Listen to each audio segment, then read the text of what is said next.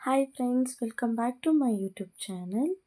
ಇವತ್ತಿನ recipe special ಏನಪ್ಪ ಅಂತಂದರೆ, ಇನ್ನೇನು ಅವರೆಕಾಯಿ ಸೀಸನ್ ಸ್ಟಾರ್ಟ್ ಆಗ್ತಾ ಇದೆ. ಸೊ ನಾನು ಅವರೆಕಾಳನ್ನ ಯೂಸ್ ಮಾಡಿಕೊಂಡು ಒಂದು ಅವರೆಕಾಳು ಬಾತ್ ಮಾಡೋಣ ಅಂತ ಮಾಡ್ತಾಯಿದ್ದೀನಿ. ಒಂದು ಕುಕ್ಕರ್ಗೆ ಸ್ವಲ್ಪ ಅಡಿಕೆ ಎಣ್ಣೆ ಹಾಕ್ಕೊಂಡು, ನಂತರ ಅದಕ್ಕೆ ಸಾಸಿವೆ, ಒಂದೆರಡು ಪೀಸಷ್ಟು ಚಕ್ಕೆ, 3 ಲವಂಗ, ಒಂದೆರಡು ಮುಗ್ಗನ ಹಾಕ್ಕೊತಾ ಇದ್ದೀನಿ. ಇದಕ್ಕೆ ಪಲಾವ್ ಎಲೆನೂ ಯೂಸ್ ಮಾಡ್ಕೊಬೋದು. ಅದಾದ ನಂತರ ಒಂದು 5ರಿಂದ 6 ಖಾರವಾಗಿರುವಂಥ ಹಸಿಮೆಣಸಿನ್ಕಾಯಿನ ಯೂಸ್ ಮಾಡ್ತಾ ಇದ್ದೀನಿ. ಲೈಟಾಗಿ ಸ್ವಲ್ಪ ಕರಿಬೇವಿನ ಸೊಪ್ಪು ಮತ್ತು ಶುಂಠಿ ಬೆಳ್ಳುಳ್ಳಿ ಪೇಸ್ಟ್ನ ಹಾಕ್ಕೊತಾ ಇದ್ದೀನಿ.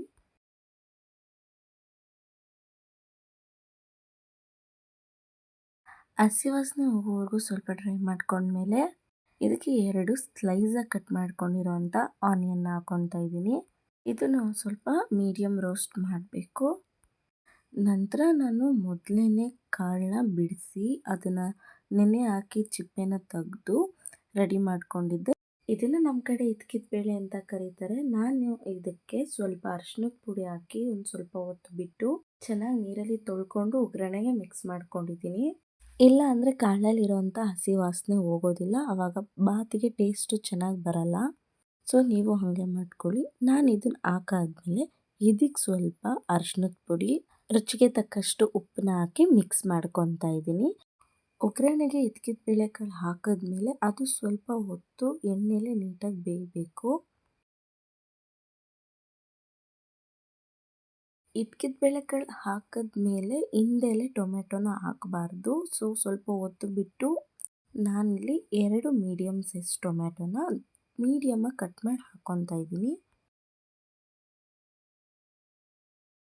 ಟೊಮೆಟೊ ಹಣ್ಣು ಹಾಕ್ಕೊಂಡ್ಮೇಲೆ ಇದಕ್ಕೆ 1.5 ಟೇಬಲ್ ಸ್ಪೂನ್ನಷ್ಟು ಧನಿಯಾ ಪುಡಿ, 1 ಟೇಬಲ್ ಸ್ಪೂನಷ್ಟು ಅಚ್ಕಾರದ ಪುಡಿನ ಯೂಸ್ ಮಾಡ್ತಾ ಇದ್ದೀನಿ. ನಾನಿಲ್ಲಿ ಖಾರದ ಪುಡಿನ ಕಲರ್ಗೆ ಮತ್ತು ಸ್ವಲ್ಪ ಖಾರಕ್ಕೆ ಯೂಸ್ ಮಾಡ್ಕೊತಾ ಇದ್ದೀನಿ.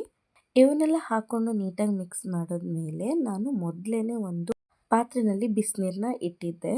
ಸೊ ಬಿಸಿನೀರು ಚೆನ್ನಾಗಿ ಕುದೀತಿತ್ತು, ಅದನ್ನು ಒಗ್ಗರಣೆಗೆ ಸೇರಿಸ್ಕೊತಾ ಇದ್ದೀನಿ. ನೀವು ಆದಷ್ಟು ಬಿಸಿನೀರನ್ನ ಹಾಕ್ಕೊಂಡ್ರೇ ಒಳ್ಳೆಯದು, ಯಾಕಂದರೆ ಕಾಳು ಮತ್ತು ರೈಸು ತುಂಬ ಚೆನ್ನಾಗಿ ಬೇಯುತ್ತೆ ಮತ್ತು ರೈಸ್ ಕೂಡ ಉದುರಾಗಿ ಸಾಫ್ಟಾಗಿ ಬೇಯುತ್ತೆ. ನೀರು ಚೆನ್ನಾಗಿ ಕುದಿ ಬರ್ತಿದ್ದಂಗೆ ಇದಕ್ಕೆ ನಾನು ತೊಳೆದಿಟ್ಕೊಂಡಿರೋ ಅಕ್ಕಿ ಮತ್ತು ಕೊತ್ತಂಬರಿ ಸೊಪ್ಪನ್ನ ಹಾಕ್ಕೊಂಡು 1 ವಿಷಲ್ ಕೂಗೋದಕ್ಕೆ ಬಿಡ್ತೀನಿ. 1 ವಿಷಲ್ ಆದಮೇಲೆ ಕುಕ್ಕರ್ನ ನೀಟಾಗಿ ಓಪನ್ ಮಾಡಿ ಮಿಕ್ಸ್ ಮಾಡ್ಕೊಬೇಕು. ನೀವೇ ನೋಡ್ಬೋದು ರೈಸ್ ಎಷ್ಟು ಉದುರಾಗಿ ಸಾಫ್ಟಾಗಿ ಬಂದಿದೆ ಅಂತ. ಇದು ಇವತ್ತಿನ ನನ್ನ ರೆಸಿಪಿ ಆಗಿತ್ತು. ವಿಡಿಯೋ ಇಷ್ಟ ಆಗಿದ್ರೆ ಲೈಕ್ ಮಾಡಿ, ಹಾಗೆ ನನ್ನ ಚಾನಲ್ನ ಸಬ್ಸ್ಕ್ರೈಬ್ ಮಾಡೋದು ಮರಿಬೇಡಿ. Thank you.